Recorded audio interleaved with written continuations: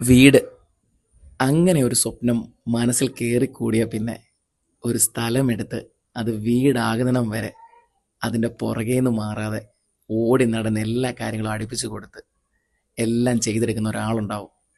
അതിന് ഗൃഹനാഥൻ. അത് ഇന്നെൻ്റെ ചേട്ടന്.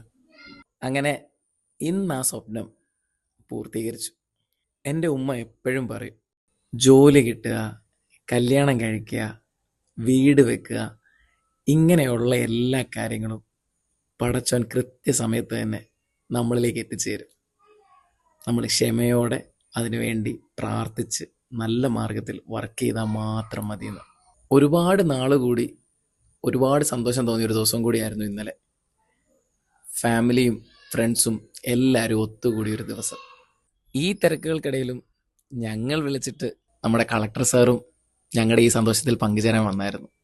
ശരിക്കും പറഞ്ഞാൽ ഇപ്പം ഇങ്ങനെയൊക്കെയുള്ള ഫങ്ഷൻസ് വരണം, ഫാമിലിയിലെ എല്ലാവരെയും ഒക്കെ ഒന്ന് ഒരുമിച്ച് കാണാനായിട്ട്. അത് ഇന്നലെ ഉണ്ടായി. ഒരുപാട് നാളുകൾക്ക് ശേഷം എല്ലാവരെയും കണ്ടു, ഒരുപാട് സന്തോഷത്തോടെ. അപ്പോൾ ഓക്കെ, കൂടുതൽ വിശേഷങ്ങളുമായി അടുത്ത വീഡിയോയിൽ.